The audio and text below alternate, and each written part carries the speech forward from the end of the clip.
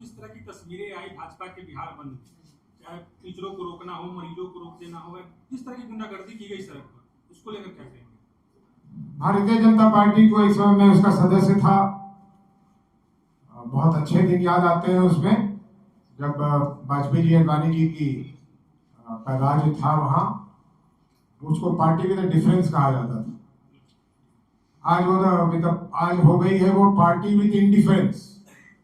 लोगों में लोगों पे क्या बीत रहा है, इससे भारतीय जनता पार्टी को मतलब नहीं रह गया। और किस बात को लेकर ये सड़क पे निकले हुए हास्यास्पद है। ये सारे के सारे मुझे लगता है नेशनल स्कूल ऑफ ड्रामा से निकल के आए। भाई हद करते हैं। एक मंच था, मंच पे एक मानसिक रूप से विक्षिप्त आदमी, वो चढ़ गया, उसके मुंह में जो आया अटपटांग उसने बोल दिया, उसमें तुरंत कार्रवाई हुई। वहां कोई किसी दल का नेता नहीं था। मुझे तो बहुत अच्छा लगेगा कहने में कि हाँ वहां महागठबंधन के नेता थे। बिल्कुल नहीं थे। वो दोषी नहीं है, उनको क्यों दोषी करार दिया जा रहा है? इस व्यक्ति पे जो कदम उठाना था सरकार को, वो उठा रही। और ये सब लोग जानते हैं कि अगर किसी ने अपशब्द बोल दिया तो लोग, हम सबकी प्रयास होगी, यहीं किसी के मुंह से कुछ निकल गया तो हम सबका प्रयास ये होगा कि इस कमरे के बाहर वो बात ना जाए। अब आप सोचिए, हमारे देश के आदरणीय प्रधानमंत्री जी उसको इश्यू बना रहे हैं देश भर के लिए।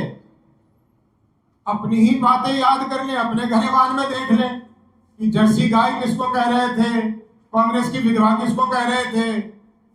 अरे साहब वो छोड़िए, भारतीय जनता पार्टी के अन्य नेता, और अन्य नेता नहीं, हिमाचल प्रदेश के जो उनके पार्टी के अध्यक्ष हैं, प्रदेश के अध्यक्ष, उन्होंने एक ऐसे शब्द का माइक पर पब्लिक मीटिंग में प्रयोग किया राहुल गांधी जी ने। राहुल गांधी जी तो कभी उसका एक इश्यू नहीं बनाया, और फिर वो इश्यू बना के, और देखिए मैंने नेशनल स्कूल ऑफ ड्रामा को गलत नहीं कहा।